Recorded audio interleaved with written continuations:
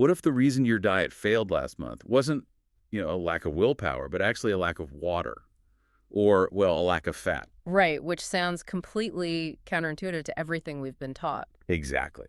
So today we're looking at a source document with this incredibly specific title. It's called Best Seeds and Nuts for Fat Loss. And if you're like most people, you see a title like that and you immediately expect this really strict transactional set of rules, right? You expect to be told to eat exactly, I don't know, 6 almonds at 2:00 p.m. to magically burn belly fat. Oh, totally.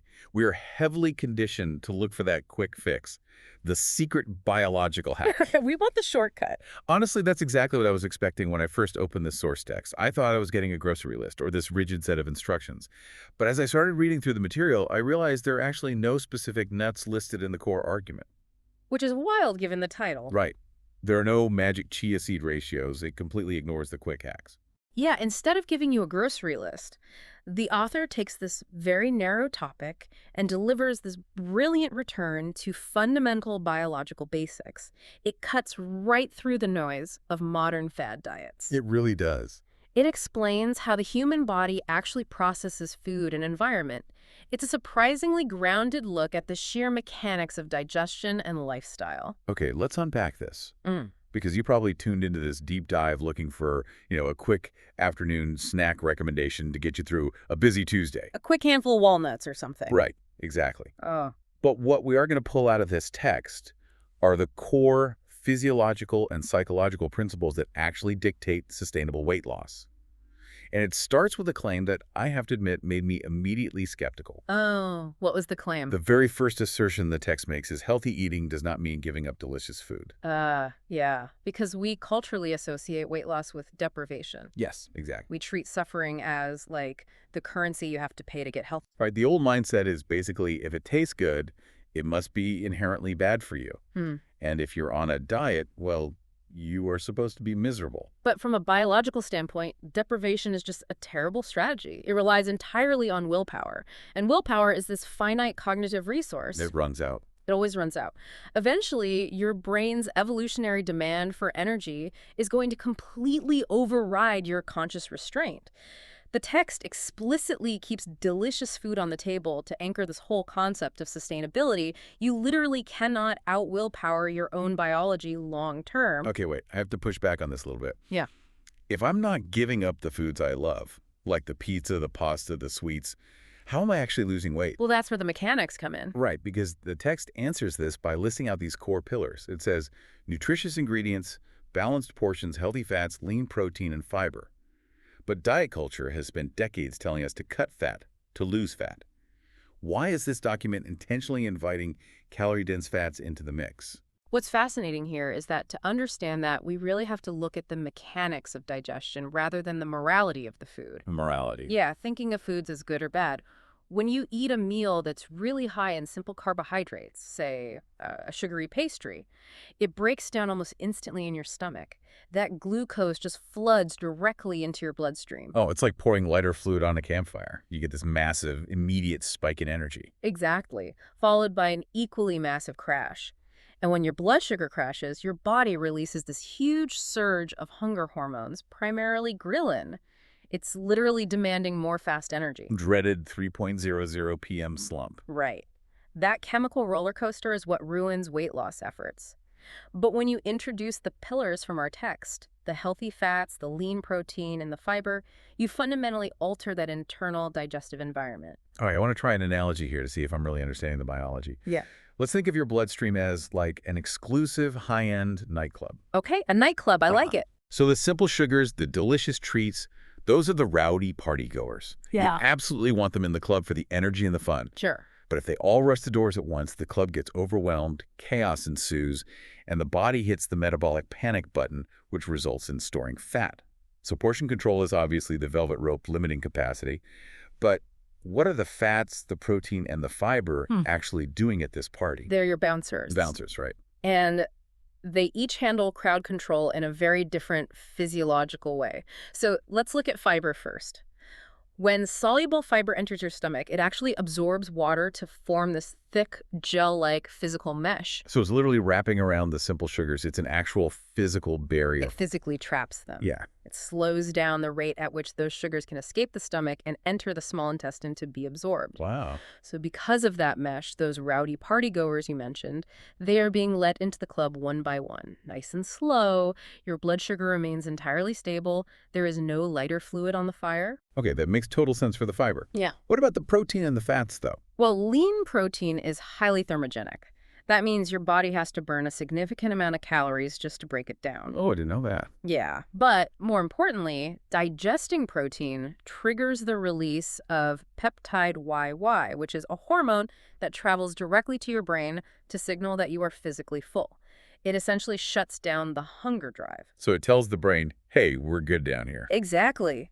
Meanwhile, healthy fats trigger a completely different mechanism. They slow down gastric emptying, meaning they physically keep the food in your stomach for a longer period of time. So by combining your delicious food, the partygoers, with fats, protein, and fiber, you neutralize the biological panic of hunger. You aren't white-knuckling your way to your next meal because, well, the bouncers are keeping the nightclub completely regulated. That is spot on. And going back to the title of the document, this is exactly why seeds and nuts are the focus. Hey, they have all three. Yes. They are basically nature's pre-packaged bouncers. They contain the fat, the protein, and the fiber all in one tiny convenient package. The author didn't even need to name the specific seeds once you understand the underlying mechanism of why they work. Right, because it's not really about the almond itself. It's about the macros the almond is providing. Exactly. I love how this just takes the morality completely out of eating. It's not about being, good or bad today. It's just a mechanical reality. If you put the bouncers at the door, the party stays fun, but nobody breaks a window. Right, but the text doesn't just stop at the plate, because food doesn't process in a vacuum. No, it doesn't. The source document actually expands its scope to the environment surrounding the food. It dictates 3 crucial non-food actions you have to take. It says, build habits that fit your lifestyle, stay active, and drink enough water. Okay, I've got a bone to pick with that water advice. Oh. Well, we hear drink 8 glasses a day all the time, right? But it's usually framed as this general, vague wellness tip for clear skin or just basic hydration. But this text elevates drinking water to a core fat loss pillar. It puts it on the exact same level of importance as the food itself. Is water really a weight loss tool? If we connect this to the bigger picture, it is an absolute metabolic necessity. And it ties directly back to the fiber we were just discussing. Think about what fiber actually is before you eat it. It's just dry roughage, basically. Right.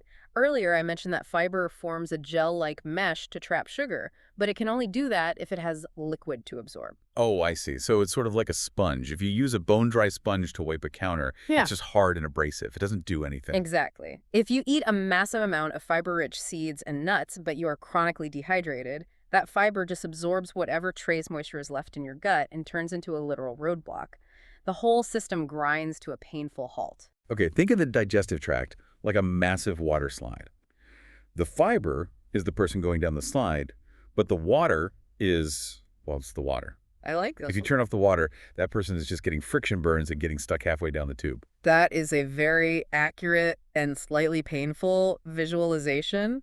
But yeah, the health benefits of fiber sweeping out waste, regulating blood sugar, keeping you full, they are entirely dependent on adequate hydration. The food and the environment are metabolically interdependent. Wow. That reframes water completely for me. It's not just some healthy side quest. It's the actual biological activation key for the food you just ate. That's a great way to put it. And what about the command to stay active? Again, is this just the standard, burn more calories than you eat advice we've heard a million times? It actually goes much deeper into the cellular biology. Remember how we talked about lean protein being a bouncer that signals fullness? Yeah. Well, protein is also the building block for muscle tissue. And muscle tissue is the literal engine that burns your metabolic fuel. If you are entirely sedentary, the lean protein you're consuming isn't being fully utilized to repair and build that metabolic engine. So it's just sitting there. Basically. The text is illustrating that you cannot separate the fuel from the engine, just like you can't separate the sponge from the water. Okay, so we have the food, the water, the activity. But then we hit this phrase in the text. Build habits that fit your lifestyle. Now, a lot of popular diets pride themselves on forcing you into a totally foreign, highly disciplined routine, right? Oh, absolutely. They tell you to wake up at 4:30 a.m. to run 5 miles, even if you work the night shift and have two toddlers. It's like wearing a rigid, one-size-fits-all uniform instead of a custom-tailored suit. We really do tend to think that if a routine is grueling, it must be working. But biological consistency actually requires a frictionless environment. A frictionless environment. Yeah. Think of it this way. If you try to plant a tropical seed in a frozen tundra, you can water it constantly, you can obsess over it, but the friction of the environment will eventually kill it. Oh, that makes so much sense. So finding habits that actually fit your lifestyle isn't a cop-out. It's not a lack of discipline. It's a literal energy preservation strategy. Precisely. You are engineering an environment where the habit survives without you having to exert maximum willpower every single day. You are removing the environmental friction so your biology can actually just do its job. Which brings us perfectly to the psychological friction. Here's where it gets really interesting. The source targets our mindset with a very specific command. It says, focus on consistency instead of perfection. And then it makes this massive promise, stating that small changes made every day create lasting results. And this is where the text directly battles human nature, because we are completely wired to want the overnight transformation. We want to step on the scale and see it instantly. Exactly. We want immediate proof that our effort is paying off, especially with weight loss. If someone is only making, small changes, it naturally feels like they aren't doing enough to make a real difference. In traditional diet culture, perfection is the absolute goal. You measure every single gram of food, you never miss a workout, you eat completely clean. But perfection is a binary state. Right. You are either perfect or you have failed. There is no middle ground. And the human experience is nothing but middle ground. The moment you mess up, say you eat a couple slices of pizza at a Friday night party, it just feels like you've ruined the entire diet. You think, well, I failed, my streak is broken, might as well eat the whole box and just start over on Monday. The classic start over on Monday track. It's like you're building a brick wall, but because one single brick is placed slightly crooked, you bring in a bulldozer, knock down the entire wall, and sweep the rubble into the trash. This raises an important question about how we define success. The all-or-nothing mindset is a cognitive distortion, and the document is trying to break that exact trap. By focusing on the small changes. Right. The phrase lasting results is the crucial component here. The compounding effect of small, daily, imperfect actions is mathematically and psychologically superior to short, intense bursts of flawless dieting. Okay, I need you to explain the biology behind that compounding effect, because I think a lot of us doubt it. How does making one small choice, like taking a 10-minute walk or just drinking a glass of water, compound in the body? How does the math of consistency actually work on a cellular level? Let's look at insulin sensitivity as an example. Okay. When you do a short burst of activity, like a brisk 10-minute walk after dinner, your muscle cells consume glucose directly from your bloodstream without needing as much insulin. Okay, so this lowers your blood sugar naturally. Exactly.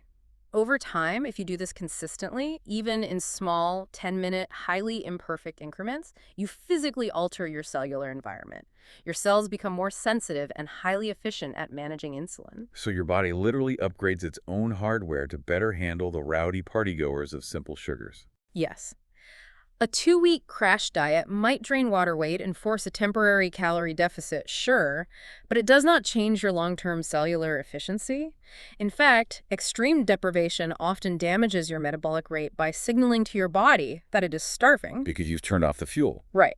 But laying one imperfect brick a day, adding a handful of fiber-rich nuts to your lunch, taking that short walk, choosing water over soda, creates permanent physiological adaptations. You are physically rebuilding your metabolic engine day by day, cell by cell. Wow, so the math of consistency always beats the math of perfection over a long enough timeline. Every single time. It really removes the heavy morality from the process, too. The body doesn't care if you were bad and ate pizza on Friday night. It doesn't sit there and judge you. No, it just responds to the aggregate data of your daily biological inputs. If you lay enough bricks, even if some of them are crooked, you eventually build a house. And you build a house that you actually want to live in. Which brings us full circle to the very first sentence of the text keeping delicious food in your life. You don't have to burn down the house to stay healthy. So what does this all mean for you tuning in right now? We started with a source document that looked like a simple article about seeds and nuts and uncovered what is essentially a biological operating manual. A blueprint for sustainable health. Exactly. Sustainable weight loss, true fat loss, doesn't mean locking yourself in a prison of deprivation. It means keeping delicious food on the menu, but understanding the mechanical reality of your digestion. It means using healthy fats, lean protein, and fiber as the bouncers to regulate your blood sugar and neutralize hunger. And it means taking those dietary choices and wrapping them in an active, hydrated ecosystem, a place where that fiber can actually function like a water slide rather than a roadblock. A hydrated ecosystem tailored to you. Tailoring the whole process to fit seamlessly into the reality of your daily life so you don't burn out your willpower trying to force a routine that doesn't fit. Precisely. And above all else, it means abandoning the exhausting illusion of perfection. Your body doesn't demand perfection, it responds to consistent biological signaling. If you have ever felt overwhelmed by complex, punishing diet rules or felt guilty for not being flawless, you can let all of that go today. The mechanics of digestion matter way more than the morality of the food. Which brings me to a final thought for you to consider today. We've seen how the body adapts to the compounding power of small, consistent inputs. So, if the secret truly lies in small changes made every day, I want you to look at your own routine. Yeah, take a real look at it.